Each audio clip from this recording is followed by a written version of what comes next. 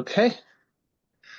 All right, No. everybody. Welcome back to our penultimate week of the Global Classroom. It's hard to believe, but we're about to wrap up our time together this semester. Um, Today, we're excited to have back in the Global Classroom Professor Glenn Denning. Dr. Glenn Denning is Professor of Professional Practice and founding director of the Master of Public Administration in Development Practice program at Columbia University's School of International and Public Affairs. Prior to joining SIPA, Denning held senior management and research positions at the International Rice Research Institute, the World Agroforestry Center, and the Earth Institute. He was a founding board member of the Institute for African Leadership for Sustainable Development, and in 2023, Denning was awarded the Global Australian of the Year award for his contributions for food security and sustainable development. He is author of Universal Food Security, How to End Hunger While Protecting the Planet, published by Columbia University Press, of which we read some excerpts for today. So with that, I turn it over to Professor Denning. Glenn, we look forward to hearing what you have to say today. Wonderful. Thank you, Mark, and thanks everybody for joining the session wherever you are. And I've already seen a few interesting places pop up in the chat, and Ecuador, Madagascar, and judging by the names and the places, it's once again a pretty diverse group out there. So it's fantastic to be with you today, and I'm joining you from Madrid actually for the first time. I'm normally in New York at this time of year, but so let me, what I'm going to try to do is I'll give you a formal presentation that'll cover a lot of the points that were probably there in the readings, but I want to do that as quickly as possible so we can get on to the discussion and the Q&A. So let's begin by sharing and see how it all works out. Okay, I will move you guys off to the side a bit. Is that, you can see that, Mark, all right? Yes, great, thank you. All right, so I think I have to click this once. Yeah, we're good. All right, so what is food security? Okay, so I kind of probably went into even too much detail trying to describe exactly what it is because it's a commonly used term. But, you know, the best definition of food security is the one that came out of the World Food Security Conference in 1996, organized by FAO. And food security, I mean, I really recommend you think about this definition.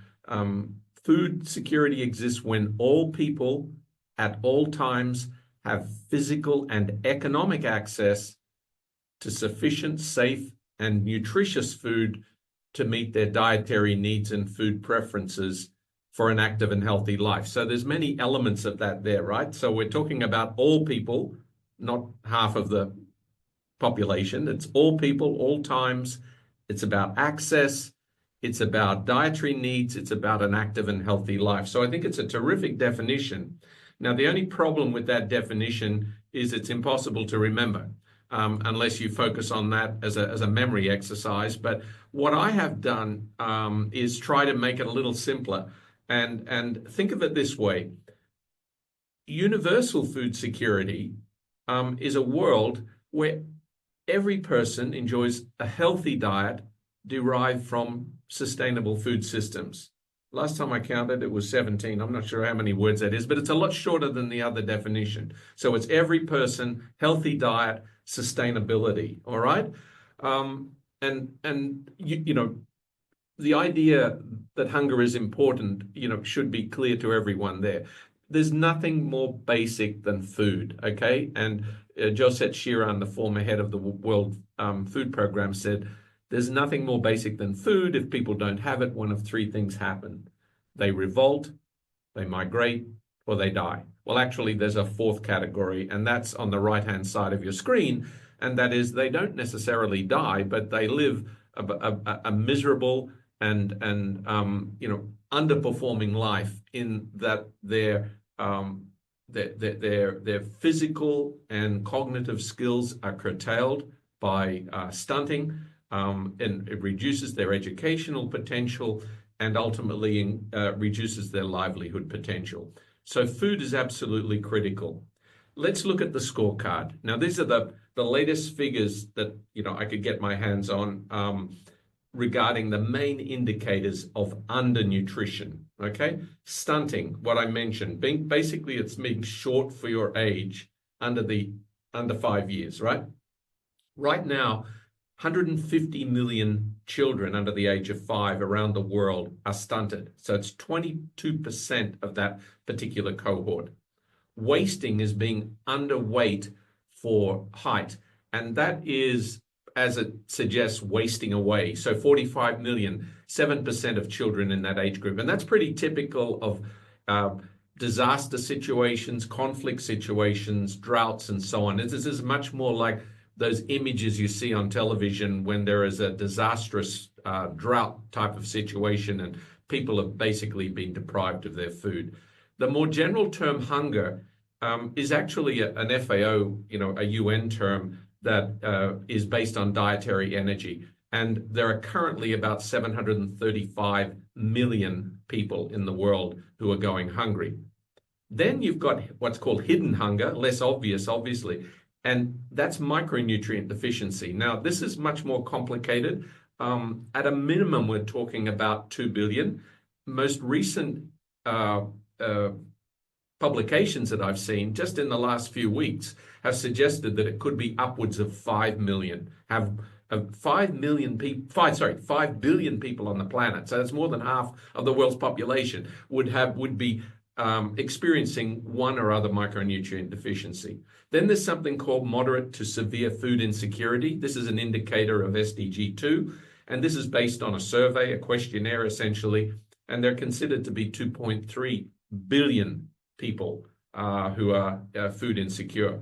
And of course, all of these measures of undernutrition create economic, social, and environmental consequences, negative consequences, obviously. So on the other side of the coin, we've got what I call overnutrition. That's overconsumption of nutrients. Those nutrients are fine in relatively small and moderate amounts, but when they're overconsumed, it leads to essentially overweight and obesity and consequently non-communicable diseases like diabetes, like heart disease, and even cancers. This is something we're performing very poorly at.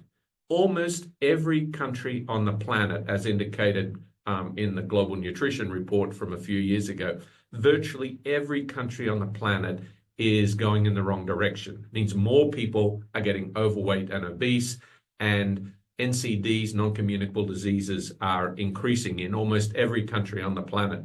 When we look at it all, adults, adolescents, children, we're talking about at least 2.5 billion people on the planet who experience this overnutrition.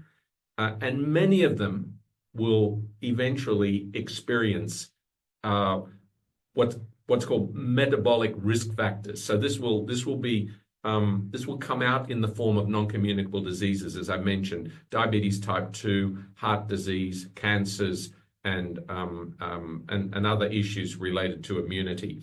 Half of the world's population, so when you think of both the undernutrition and the overnutrition, we're looking at about half of the world's population experiencing some form of malnourishment or the other. Now, there's another side, of course, to food security in my short definition, and that is, yes, it should be a healthy diet, neither undernutrition or overnutrition, but it should be derived from sustainable food systems. Now, let's look at the footprint of our food system. First of all, 38% of the Earth's land area is dedicated to some form of agriculture, including grazing. All right, so that's animal as well as crop production. 70% of the water that's the fresh water that's extracted from rivers, from lakes, from groundwater, underground sources, and so on. 70% of that goes into agriculture. Okay, the rest goes into municipal and drinking water and industrial purposes.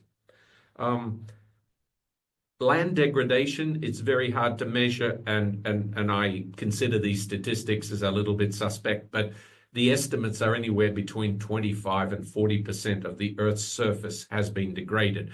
I would argue that in principle, much more of the Earth's surface is degraded, because certainly the balance of that 25 to 40% is not in sort of a pristine natural ecosystem situation.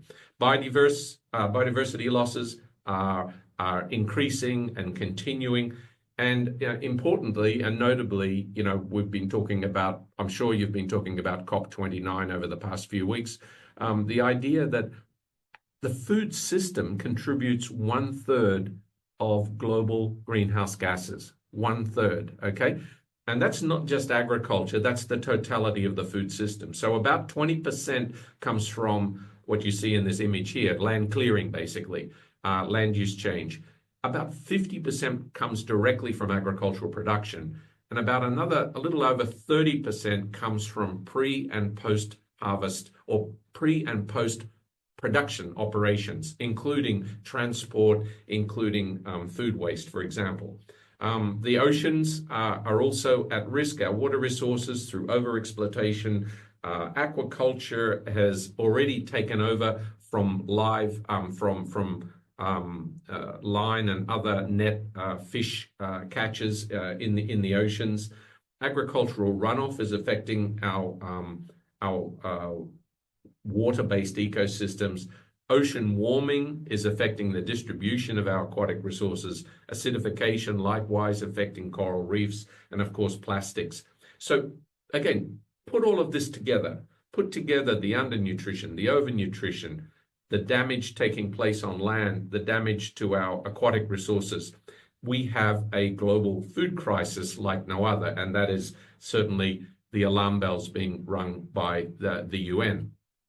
Now, those alarm bells are not being entirely ignored. And I list on this slide several examples of actions and alarm bells ringing and calls to action. A couple of years ago, President Xi Jinping identified agriculture as a national security issue of extreme importance. About a year ago, a little over a year ago, India, which is the world's largest exporter of rice, basically banned the export of non-basmati rice types. And that had a huge impact, as you can see on the right, that graph on the right, which shows the price of rice. So it's a very fragile system. Various countries responded. The UNFCCC COP28 in Dubai a year ago basically highlighted food and climate, or the link between food and climate. And as you're probably aware, and I saw one of the questions that were raised, was that basically Brazil is just, will be hosting COP30 in a year's time, but it also recently, as its leadership within the G20, launched the Global Alliance Against Hunger and Poverty, which will be a global, essentially a global movement. But what appears to be making it a little different from other global movements is that they're emphasizing the importance of action at the national level. I'm happy to go into a little bit more detail on that later. So this sort of brings me to the end of the first part of my talk, sort of laying the foundation of where are we in the world in terms of food security. And I'd summarize it by these bullet points. First of all, it's very clear that our food system, our global food system, is not delivering in terms of human well-being, in terms of health and in terms of environment. Both are damaged, the health of the planet, the health of people. Secondly, we're seeing increased stresses and shocks caused by population growth. We're currently at about just over 8 billion people. It is expected to increase to 9.7 billion by 2050 and further increase to about 11 billion, perhaps, sort of flattening off towards the end of the century. Food demands are changing. There's has been a shift toward increased livestock food consumption. As I mentioned, there's environmental degradation. So that means the actual potential for food production is declining, where we're damaging the resource base. And of course, we've got climate change and we've got conflicts in various parts of the world.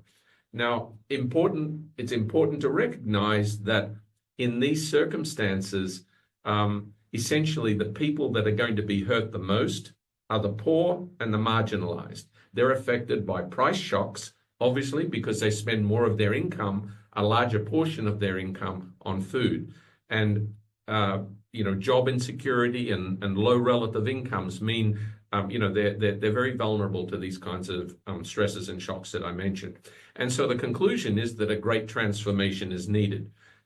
So what do we do about this? What can be done?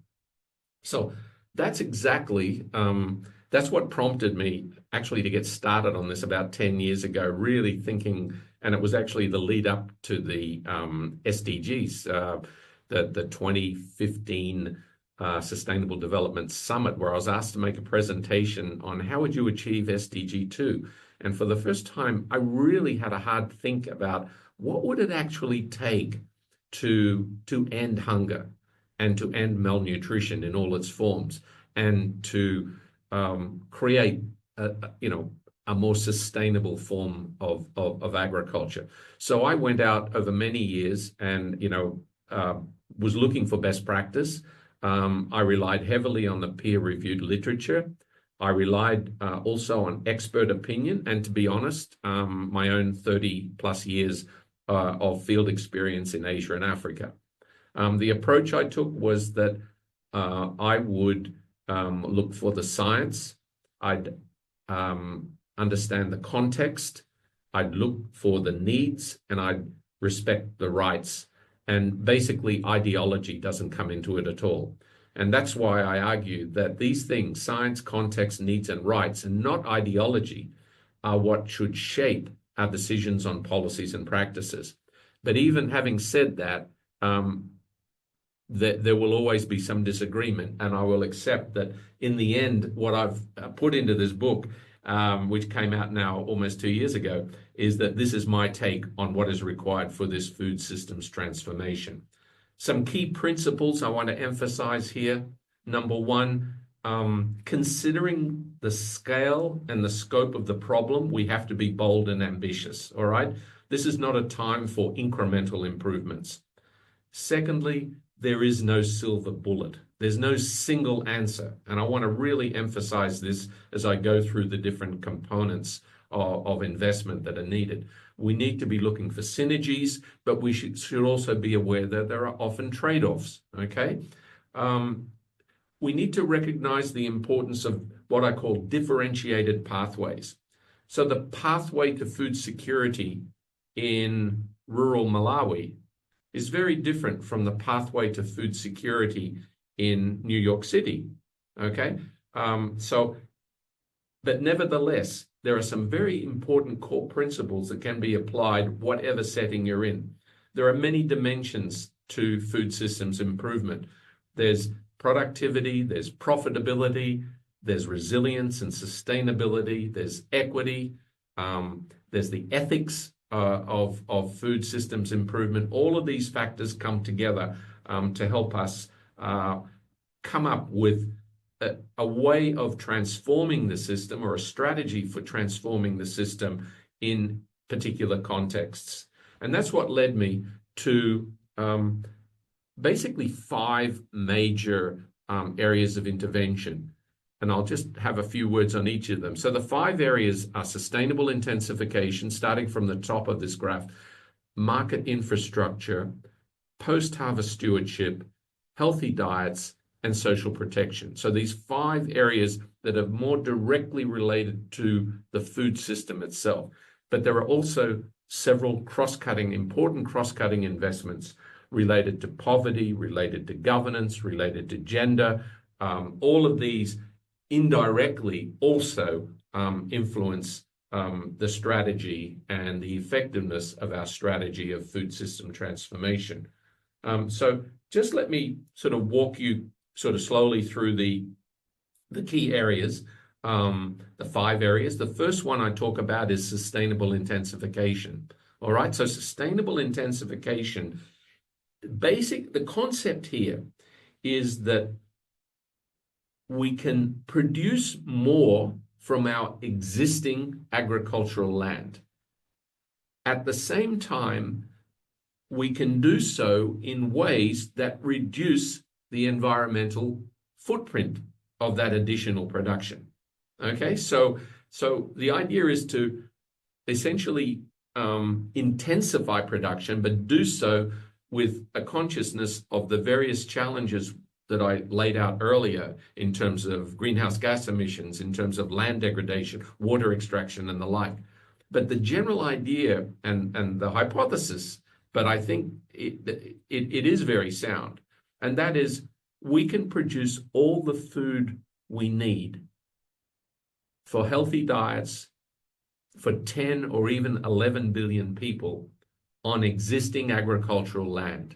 My view is we don't need to cut down another hectare of forest to achieve that goal. Okay, so if you look at the way we've intensified in the past, well, a lot of it has been extensification. And if you look at cropland, this map here shows you cropland per capita. So we're not talking about livestock now, we're talking about crops.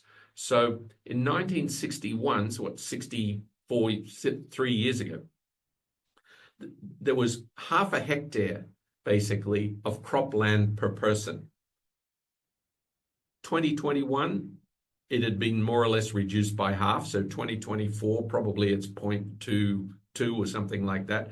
But sort of projecting into the future, we're down to 0.2. So even if population kind of flattens off there, we're needing to produce more crop food from existing land, right? Crop production clearly has to intensify, or else the only alternative is to extensify. Extensify means expand the agricultural base. That can only really come from conversion of forests and conversion of grasslands. So that's first one, sustainable intensification. Second one is connecting farmers to markets. It's market infrastructure. And it should be pretty obvious, but the idea that what we're really trying to do here is connect producers and consumers, right? So there's no point doubling food production, even if it's sustainable. There's no point doing that if that excess food, that surplus of food, does not reach the consumers. The percentage of people living in cities has greatly increased lately. So I don't know what the number is now, but it's certainly more than half of the world's population, 54%, 55%, are living in cities. So we need to find ways to move food from where it's produced to where it's consumed. All right. So it's investing in roads, in rail, in ports, digital technology, because having that information technology is important. So there are all the physical aspects of infrastructure, but there's a lot of soft aspects as well. And that is through policies, through ability for countries to trade with one another, to enable food to move around. The third area is post-harvest stewardship. That's the argument here is, why produce all this food if we don't look after it and make sure that it is not lost along the value chain? And to sort of elaborate on that a little bit here, I'll give you this diagram. So of course there are losses before harvest, okay, including in the harvest operation, but then we have post-harvest losses, and these are losses in terms of storage on the farm, losses associated with transport, and even in off-farm processing and packaging. So that is post-harvest food losses. Now, separate from that is a category called post-harvest food waste. And that is the kind of waste that you're familiar with, that could be wasted at the retail level, that the stores are storing food beyond its shelf life, and ultimately they're discarded. That's retail loss. There's a lot of loss associated with public and private services like hospitals and military and so on. And there's also waste associated directly with the household. That's the waste that, you've let something sit in your refrigerator too long, and it's now inedible and it gets cast into the trash. That is household food waste.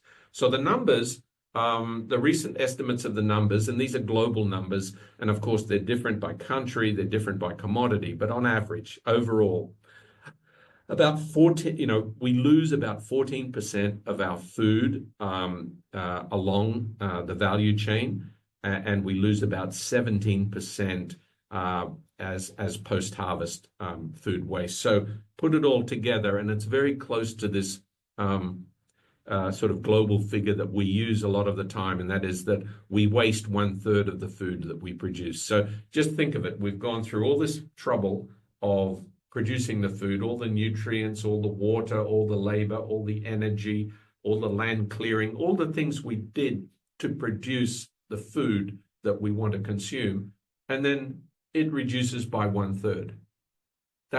It's only 2/3 of that is actually ends up being consumed by us, by humans, all right? The fourth area of investment is shifting us towards healthier diets. I talked about the undernutrition, the overnutrition, but we've really got to reach a kind of a convergence. We've got to fill the nutrient gaps for people who are under-consuming, and we have to reduce the nutrient consumption excesses of people who are over-consuming. And that can be done in many different ways. It's education is important. Government policies are important.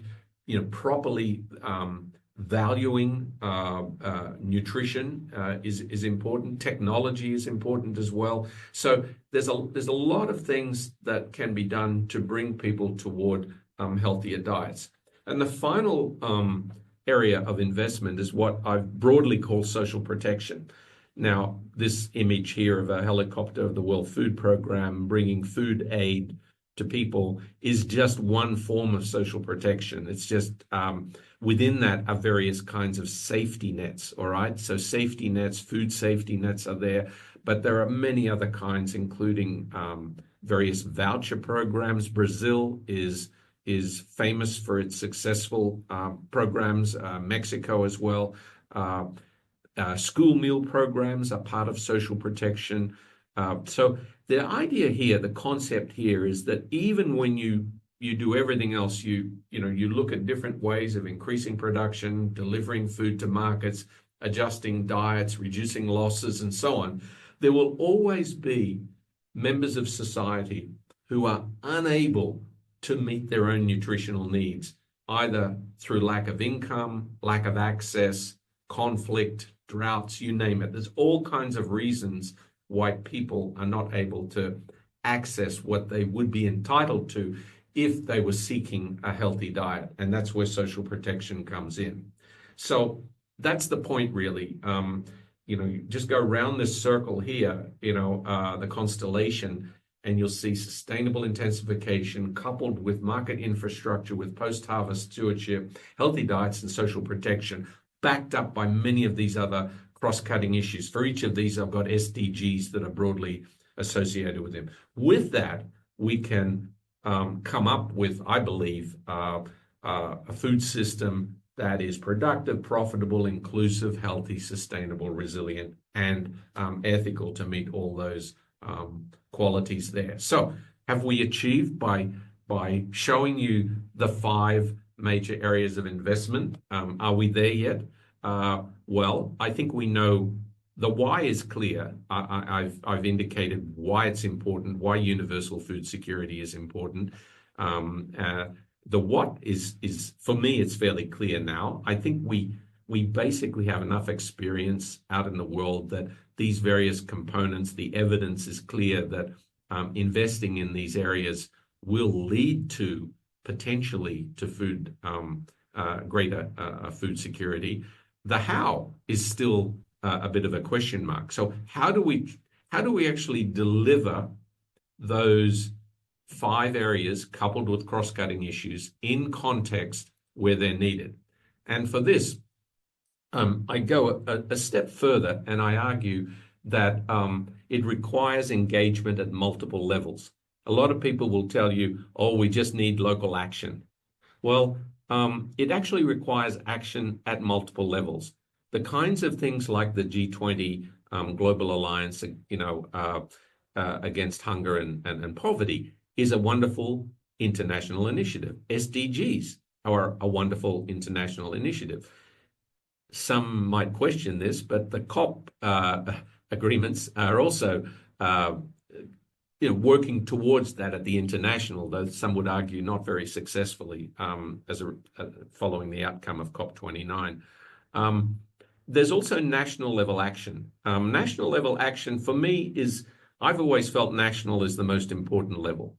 It's because that's where policies are generally formulated and where budgets are allocated and where leadership has to step in and make sure that programs are designed and delivered at the national level.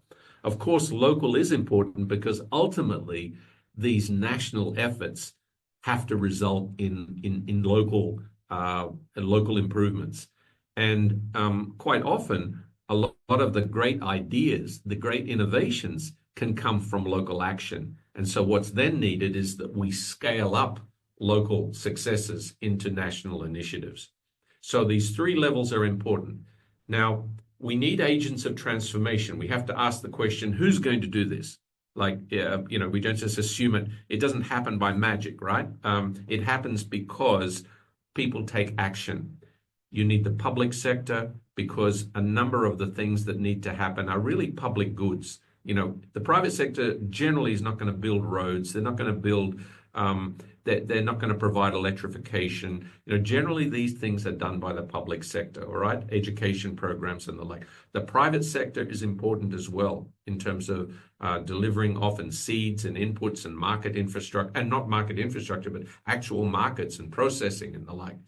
The third sector is the broad term for the NGO sector, the non-profit sector, the philanthropies and others. They play an important role.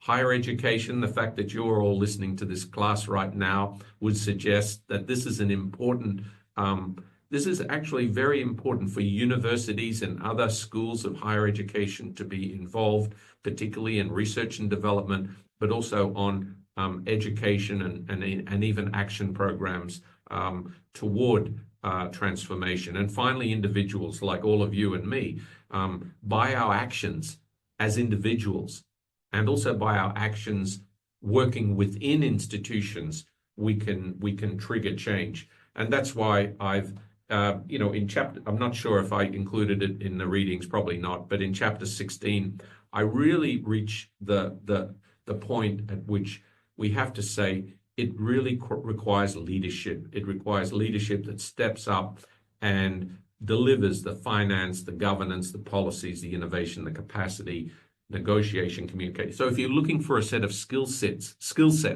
to become a leader in this area, these would be the 7 areas I would strongly recommend, sort of generic skills in addition to sort of technical skills in this area. If you're looking for some big challenges, and you're looking for opportunities to work in food systems transformation, I've identified here 7 areas that I think we're kind of struggling with. We're still not making fast enough progress on. Reducing stunting to near zero. There have been many countries have done a good job in significantly cutting back on their stunting. In South America, basically, I could name 2. I could name Peru. I could name Bolivia. In Asia, I could name in South Asia, I could name Nepal, Bangladesh, Cambodia. In Africa, I could name Malawi, Ghana, and so on. So there are there are plenty, but nobody's getting close to zero, and we need to get it to zero. Reversing overweight and obesity, big challenge. I said we've made no progress on that. Genetic engineering to improve resilience and nutrition, and I'm happy to address that in a little detail later because I know a few of you were asking about that. Developing finance and insurance packages and modalities for smallholder farmers. These things exist for large farmers, but they don't really exist at scale for smallholder farmers. Doing a better job of integrating emergency assistance and development. So they're in two very different institutional settings. The fact that certain organizations only focus on emergency assistance and support, relief, and others are focusing on development. There needs to be a much better integration of these two and coordination so that we really get a transition out of emergency into development. Carbon capture in agriculture is a big challenge, particularly the measurement and design and delivery of successful programs, particularly targeted to smallholder farmers. And finally, artificial intelligence for food systems transformation. There are many possibilities out there that we need to be exploring that will enhance. And I can talk about that a little bit in the Q&A. So this is essentially what we call it, the theory of change. And I put you all there at the bottom, in that bottom box, the education and development of practitioner leaders. The value of being interdisciplinary, cross-sectoral, and practice-oriented is critical. You will become, I hope, agents of transformation. There's opportunities in all of these areas in the public, private, third, and higher education sectors. These 5 areas I've mentioned, leading to food systems transformation, leading ultimately to universal food security. So my final thoughts, advice, if you like, set bold, ambitious goals, okay? Commit to being better informed. Don't go in there half-baked. Reach out and build unlikely alliances. Don't tell me, I don't want to work with government. Government's too slow. Government's too inefficient, and so on. Look, even if you don't end up being employed by government, one day you'll have to work with government. So really work hard to build those alliances, including with the private sector, including with some organizations you feel a little uncomfortable about working with, because it's a complex food system and it requires quite complex institutional arrangements to solve the problems. Look for blended solutions. Don't get conned into sort of a false dichotomy of competing practices and competing technologies. Look for ways of combining. Don't get sort of stuck in an ideological trap, particularly using terminology that you might not exactly know what it means, but it sure sounds good. All right. So look for these blended solutions, and like me, try to be an optimist, a pragmatic optimist. A lot of bad things are going on in the world right now, and affecting a lot of people. But whether there's a new person in the White House or where there's a failure of COP or any of these things happen, the world out there hasn't really changed that much. It still requires development practitioners to go in and make the kinds of changes we need. So with that, I'll close. If you want to read more, it's in the book, 16 chapters. If you happen to be in India or South Asia, I know books are way too expensive. So, if you can't get your library to buy it for you, if you've got a friend or if you are located in India or South Asia, it's incredibly cheap. It's less than $10. I think it's about $6 on Amazon in India now, which is fantastic. It costs about $35 in the US, which I claim is way too high, but there's nothing I can do about it. I'm not the one selling it. So anyway, look, if you're interested in diving deeper into these things, go for it. And it's 40 minutes, I guess. So I will stop here and open it up to questions. Great. Thank you for the overview. We do have several questions coming in. Our first question comes from our colleagues in Madagascar. Jean-Baptiste, are you able to read your question today? Yes. Great. We can hear you loud and clear. Okay. Hi, everyone. Hello. My question is about the thinking of the population. Our president has got 2 times the title of a nutrition champion in Africa. So the question is, what is the meaning of its prize? Because we cannot find the progress malnutrition is still a very big problem. So we ask, what is the change? Is it the international organization like a politician, or what does it mean? This is my question. Thank you, dear professor.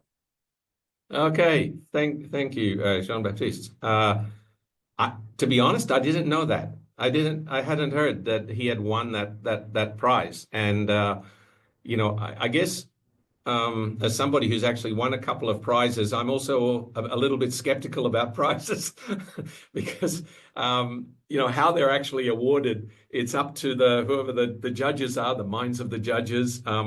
What you're suggesting that the people of Madagascar didn't necessarily give him this award.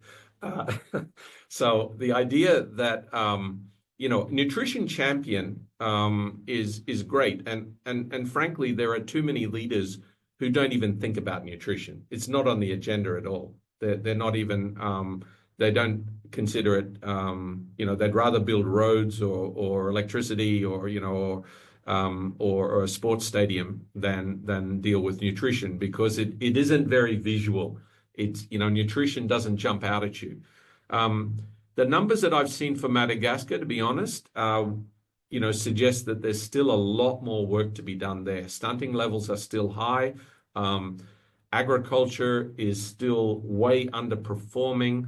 The TAVI system of slash and burn still exists, resulting in land degradations, soil erosion, and siltation and so on. So I'm not going to pass any comment. I can't say what the basis of the award was. If he won it 2 times, I suspect he's been at least trying to make progress in this area. And we should always encourage people. Sometimes when you get a prize, it also encourages you to do more. If people are recognizing somebody as a nutrition champion, maybe next time he comes to a meeting, they're going to say, "So how's it going? Are you making progress? I was looking at the WFP statistics, and maybe it's a little slower than we were hoping." So there's 2 sides to it. Once, if you win a Nobel Peace Prize, you better make sure you work hard to keep the peace.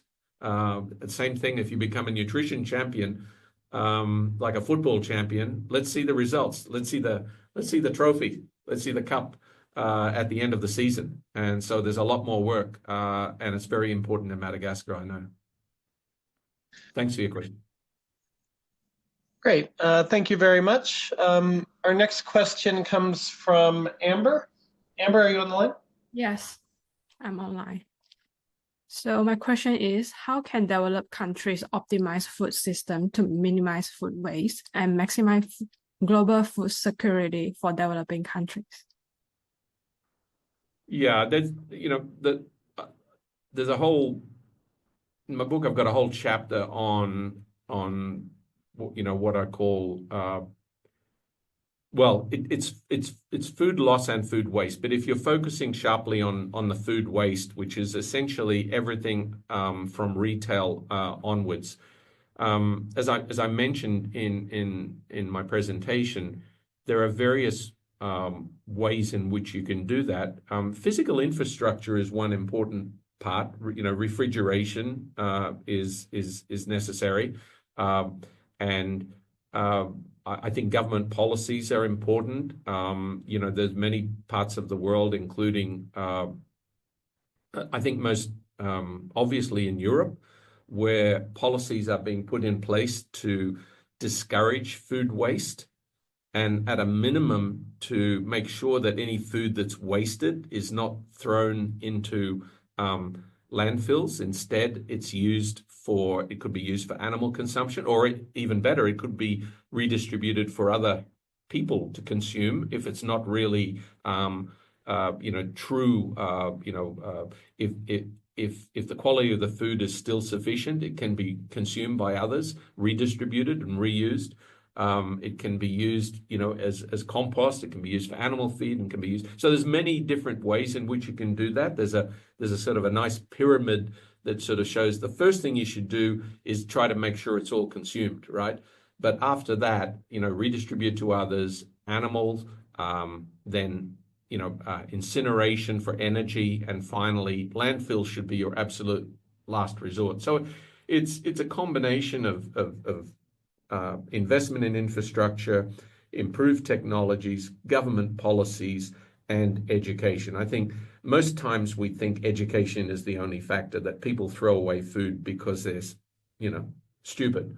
But it's not that. It's often not the case. It's that it's not within their control often. So having education is certainly part of that, and having incentives. Honestly, in my own school, in even Columbia, I see way too much food waste, and my students are actually trying to do something about it. How do we reduce food waste in a big organization like Columbia University, in a relatively rich environment, that we're still, one of the reasons, of course, for food waste is that people people in wealthy settings, whether they're in a rich country or in a rich part of a poor country, the thing is, food is it's generally not valued at its real cost, right? So when we buy food, we're not really paying for the deforestation. We're not really paying for the climate change. We're not really paying for the land degradation or the energy use and so on. So, there are ways in which we can incorporate those costs into the cost of food through government policies. The downside of that is when you do that, it's going to be most severely affecting low-income consumers, right? So if it ends up in having higher food prices, then poor people will suffer the most. And frankly, they're probably the ones who are wasting the least. Thank you so much. Yes, thanks for your question, Amber. Our next question comes from Beijing. Wilhelm?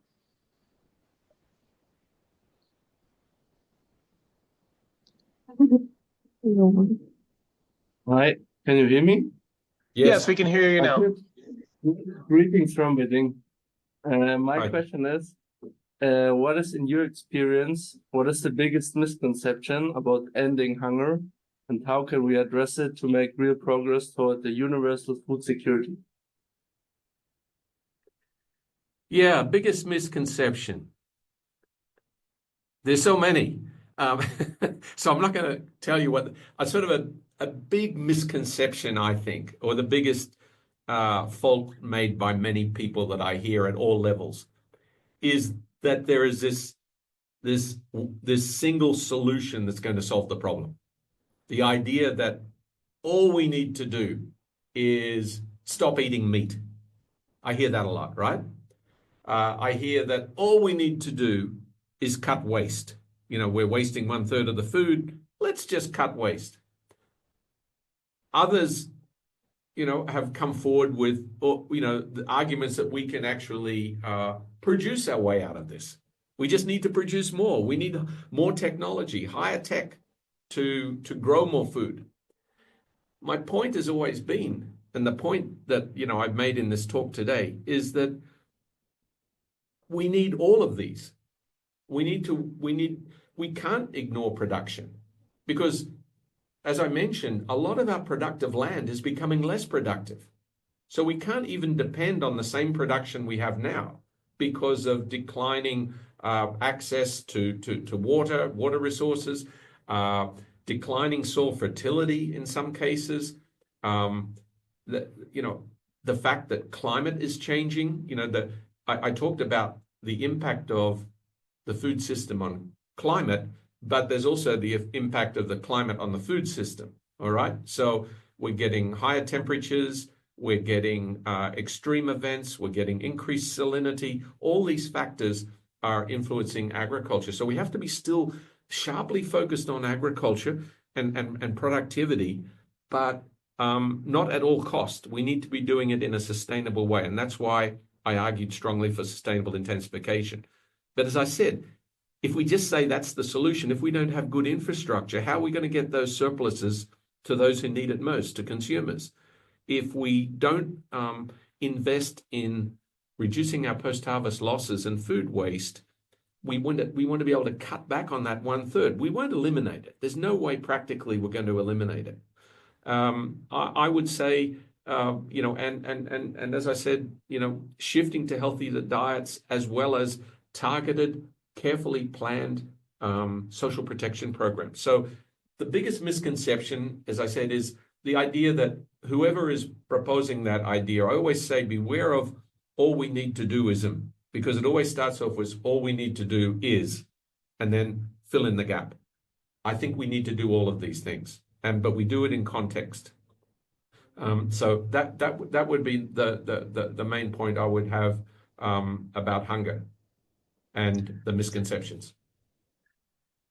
Great. Thank you for your question, Wilhelm, and for your response, Glenn. If I could interject here with a question of my own, is it a misconception that about half the population requires nitrogen, ammonia, fertilizer through the Haber-Bosch process in order essentially to be alive today? Or do you agree with that assessment? So people like Vaclav Smil and others emphasize this point that we essentially could not feed maybe up to half the population if it weren't for ammonia derived from the Haber-Bosch process, that there are not commercially available alternatives at the moment, and therefore we sort of need to bite the bullet for the foreseeable future if we want to keep all those people alive. Do you agree with that, or is that a misconception? I'll reword it another way. The misconception is that we could achieve a food secure world without fertilizer.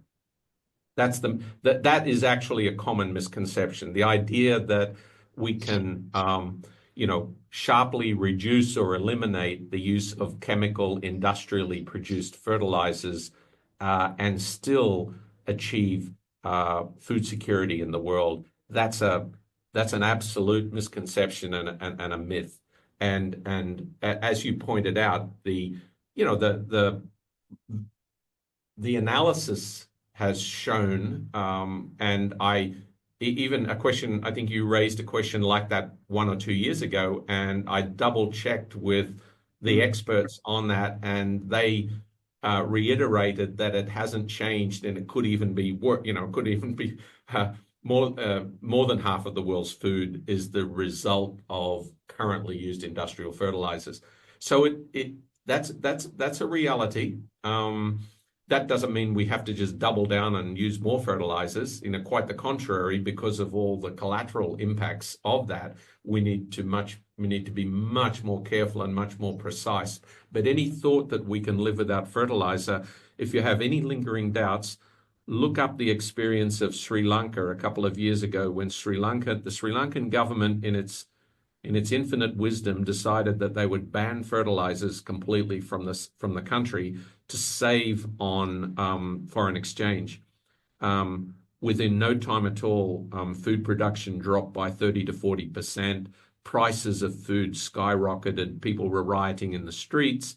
And within a relatively short period, the government was forced to change its policy because it was spending more on food imports. It was going to have to spend more on food imports than fertilizer imports. But again, that is not, that should not be used to characterize me as saying it's, just get that fertilizer out there.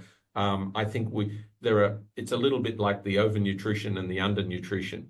There are many parts of the world that actually do need more fertilizer, and most certainly sub-Saharan Africa is not sufficiently replenishing its nutrients in the soil.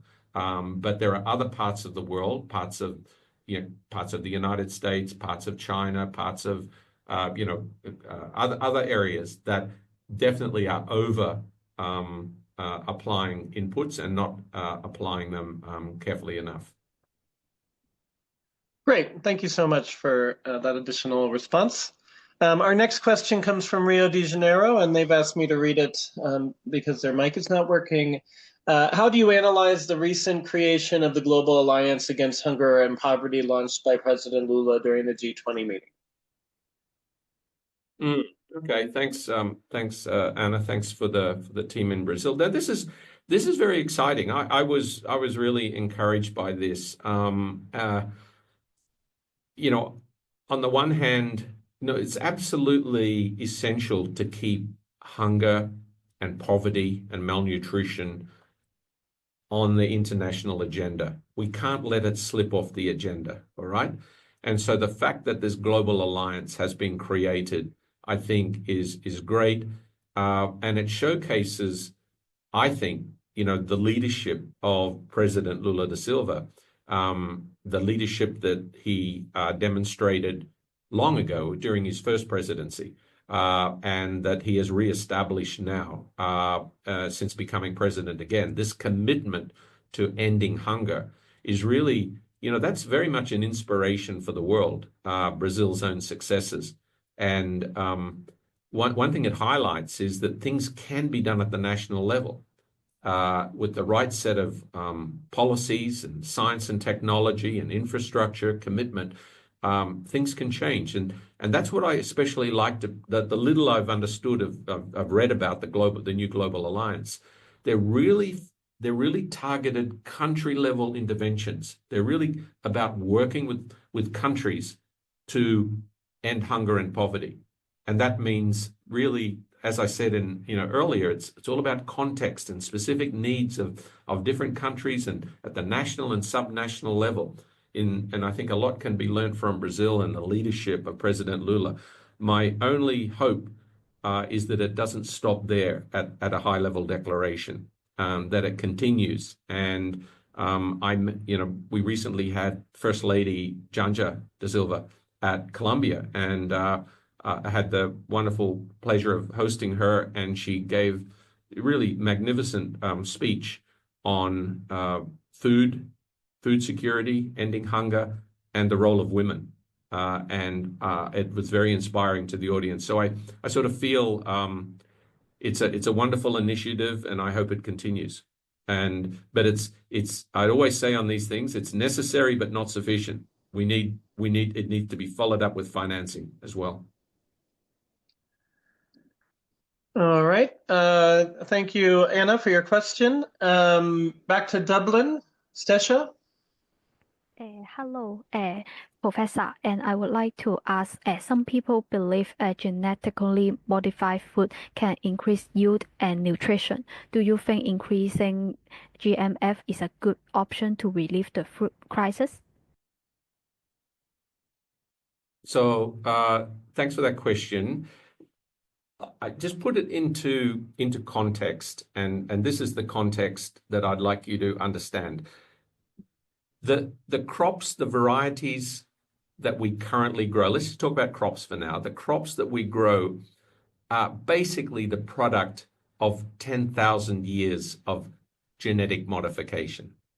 I mean, the traditional varieties that were grown, developed, carried all over the world, they were the result of genetic modification principally by farmers selecting those plants that performed best in different situations, keeping those seeds, growing them year after year. Sometimes these new varieties that they found in their fields were themselves natural mutations caused just by random genetic mutation. And they would take those varieties, multiply them, take them to the next location. Sometimes they didn't grow so well in the next location. So for 10,000 years, since the beginning of domestication, there has been gradual modification of all of the crops that we have, in the world, and livestock as well, of course. Now, about 200 years ago, we started to understand more about genetics, and crossbreeding started. So all kinds of actual manipulation of crossing one plant with another, and then seeing what came out at the end, and then taking what they liked and then replanting it and maybe crossing it with something else. So that idea of breeding, that has been around since the time of essentially Darwin, talking about genetic diversity, but Gregor Mendel as well. So, as we've gone along, we've become much more sophisticated about how we breed our crops. And it's reached to this point now that has this new term, genetically modified food or genetically modified crops. All right. Some techniques that have been used include various kinds of mutations, taking genes from other species, and most recently, something called gene editing, which has opened up new opportunities to manipulate the genes of plants in order to achieve things that could not be achieved by traditional breeding methods. So all of these, in my view, it's all about genetic modification. What I would say is most certainly they can increase yield, they can improve nutrition, they can do all kinds of things. They can improve the storage life of crops, for example. They can improve disease resistance and pest resistance and so on. They can do many things, right? It's up to us to determine how do we want to use this tool? How do we want to use this tool of genetic modification? In a world where basically all of our crops have grown up in a relatively calm period of the Holocene, now we're experiencing climate change, increased temperatures, salinity, floods, droughts, you name it. Our food systems are going to have to change. Our varieties are going to have to change. I would not want to go into the next 10, 20, 30 years without tools like genetic modification. We will need genetic modification to help us solve these problems. Is it the only answer? I wouldn't say it is for sure, but I would say you would be crazy not to include this as one of the options for improving the food system. All right. There's a lot of evidence. There's zero evidence of any health disadvantages associated with genetically modified food, and there's limited evidence of environmental impacts. But there are environmental impacts for all of our crops. Doesn't matter whether they're genetic or not genetic. Okay, so really try to think of it, more as this is a tool that can help us, that could be able to help us to improve adaptation of crops to climate change, and also to improve nutritional value of our crops, which is going to be very important. Great, thank you for your response, and thank you, Stesha, for your question. Gary Smith, are you on the line? Hi, Mark. Hi, Professor Denning. Thank you for your presentation today. I'm also a master's student at University College Dublin. With regard to how we can approach the challenge of access, especially to technology and education, to help smallholder or small farm holders develop localized solutions, we recently discussed open educational resources in class, and I'm wondering if an overall open standards or open source type approach to technology and education could perhaps help overcome some of the challenges that we see, and then maybe leveraging NGOs or collectives on the ground to help with adoption. Would love to get your perspective on access overall, or perhaps the potential of leveraging an open source or open standards type approach. Yeah, thanks, Gary. Yeah, I mean, I think it does. I think when you're dealing with the the poorest sectors of society, the most marginalized, the most distant, we certainly can't simply say, let the markets work. So that's the opposite angle, is say somehow the market will work this out. Unfortunately, poverty is a result of market failure, the inability of the markets to reach people like that. So I've always argued that this is exactly where the public sector needs to step in and provide access, as you say, access to technology and education. To me, these really should be public goods. If the technologies have been developed by the private sector, then I think the public sector needs to step in and make it happen. But investing in physical infrastructure, in building roads, in providing electricity, in supporting credit for small-scale farmers to access technology. I've always said when it comes to smallholder farmers, that in remote areas, they often have just two resources, and it's their land and their labor. That's it, basically. And they don't often even own the land, but the land and their labor is all they have. What we need to do is make sure they have the tools, the technologies, the knowledge to be able to make that land and that labor more productive. So I would certainly argue for this, and I think we're entering an age now, even the 20 or 30 years since I first went to Africa, the idea that small-scale farmers have access to information they never had before. Yes, they can also, it can be, I'm not expecting every small-scale farmer to be going around with a smartphone, but frankly, I can expect every extension worker, village-level workers, I mean, they should be accessing that knowledge and serving as mediators, intermediaries to sort of help get that information out to farmers. So I think it gives me a lot of hope. That this is reaching that.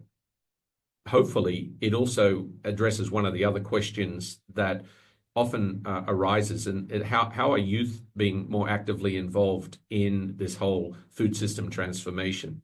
It seems that many of them are fleeing the rural areas to work in cities.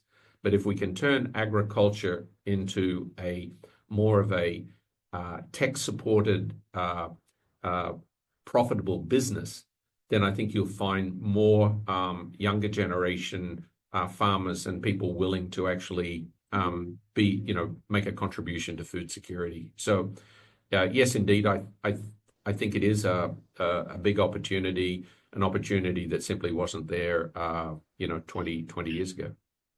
Thanks for the question. No, thank you very much. All right. Thank you, Gary. Julie Wright. Hi, my name is Julie, and I'm a junior at Lehigh University. And my question was, how can countries that are experiencing significant undernutrition also pivot towards regenerative agriculture methods to increase their agricultural sustainability? Yeah, well, it's not the countries, it's the farmers that have got to, basically contribute. And the term regenerative agriculture is a term that I personally have struggled with a lot, because the reason being that I believe that all agriculture, virtually all forms of agriculture, should be regenerative. I mean, the principles of regenerative agriculture, the principle of improving soil health, the principle of producing nutritious food, the principle of using your land sustainably so that the next generation of farmers can also make use of that land and produce food productively for consumers. All of that is great. My main concern, and there's certainly an argument for some other settings in which crop rotation is important. So again, it depends on what is being defined as regenerative agriculture. Where regenerative agriculture excludes the use of external inputs, if it's defined in that way, I'm completely against it. Okay? Other than for hobby farmers and for people who are trying to sell some form of organic food for a high value market. But if we think about regenerative agriculture as a form of agriculture that doesn't lead to a decline in the quality of the land and a decline in the quality of the food being produced, I'm absolutely happy with that. And I don't see why, and this is where I come to this point about false dichotomies. There are many elements of so-called industrial agriculture that can be useful for regenerative farming. No-till farming, zero-till farming, where we basically take plowing, the major plowing exercise, take it out of the farming system. That can be regenerative, but it requires inputs. It can still use fertilizers. It can still use weed killers to make it possible to reduce soil erosion. So, yes, I think regenerative agriculture is important, but it depends how it's defined. And I want to keep maximum flexibility about how it's defined, including potentially the use of genetically modified crops, the use of external inputs like fertilizer could be a part of a regenerative farming model. Great, thank you. We're starting to run short on time, so I'm scrolling through all the questions looking for some common themes. And one seems to be around artificial intelligence in particular, or like this question from Ecuador, generally technology and scaling up sustainable agriculture. You just talked about zero-till, which might be considered one of those. Let me just add one Sure. thing to that. In addition, technology, I mentioned genetic improvements. I think precision agriculture is very important. Using artificial intelligence to help us with decision making that ensures that whatever inputs we used are used most efficiently and only when really needed, when necessary, to achieve the goals that we're seeking with our food system. And a third area that's really increasingly important in times of climate change is weather forecasting. Our ability to understand and prepare for weather situations, that will affect the productivity of our crops and other systems. So there's lots of areas where technology, including artificial intelligence, can be better harnessed. I've argued for the need to democratize it. Right now, the beneficiaries of artificial intelligence, the beneficiaries of genetic modification, they're mostly large farmers. I'm saying let's see how we can downscale that and make it useful to smaller scale farmers. And I think I think it's possible to do that if we dedicate resources and time to doing it. We have a question on vegetarian diets, vegan diets. You mentioned earlier, if only we just stopped eating meat as one example. Could you talk a little more about meat? No, I think it's a question of, it's always a question of context. Many of us, including me, should eat less meat. And most Europeans and most Australians and most Americans. And, I think we absolutely should find ways to reduce meat consumption. But, all meat isn't meat, by the way. I mean, it is meat, but, you've also got to think of the context of the way in which it's produced. We also need to take account of the fact that there are 1 billion people in the world that directly rely on livestock production and, processing industries. So if we start to say, let's all become vegan, we've got to think about that as well. We've also got to look at the economic and, what's the actual economic impact of that. But I just think it all comes down to context. But I agree there's a lot more we can do, particularly in high income settings, to reduce the amount of animal product that we consume that has negative effects on both our health and negative effects on the environment. All right, we're down to our final minute. I'd like to, first of all, thank you, Glenn, for joining us again this year. It's always a wonderful and very up-to-date overview of this situation. Maybe any closing remarks to our future development practitioners, kind of your take-home advice or message or final words of encouragement? No, I think the main one, again, is search for the truth. Always search for the truth. Try to get beyond the slogans. Try to get beyond the fancy websites telling you to do this or that. Try to search for the truth. Look for the evidence. Beware of what I said, the false dichotomies, that it must be this way and not that way, but maybe some kind of a blended solution is the answer. And I guess, stay optimistic, because frankly, without a whole new generation entering and becoming these agents of transformation, whether it's going to be in the food system or the energy system or some other part of sustainable development, I think you're all a part of it and you're all in the right program. I'm so excited to be director of the MPA in development practice. This is my 16th year. I've got 650 graduates all over the world doing amazing things. And, you know, you can find a niche in the food system. You can find it anywhere. You can find it in government. You can find it in the UN. You can find it in the private sector. You can become an entrepreneur. You could even become a farmer, although I'm not necessarily recommending the latter at this time. But thanks so much for your attention. And it's great to see you all on the screen. And thanks for your questions. All right, wonderful. Well, thank you very much. Next week, we'll see you back for our final presentation with Professor Lindy von Muschis. She'll be speaking on urban heat islands, environmental justice, and those kinds of issues. So enjoy your week ahead. For those who celebrate Thanksgiving in the United States, have a happy Thanksgiving. And for those who don't, just a happy Thanksgiving from us in the US. And we're grateful for all that you do. See you in 1 week and looking forward to our final lecture together. Thank you.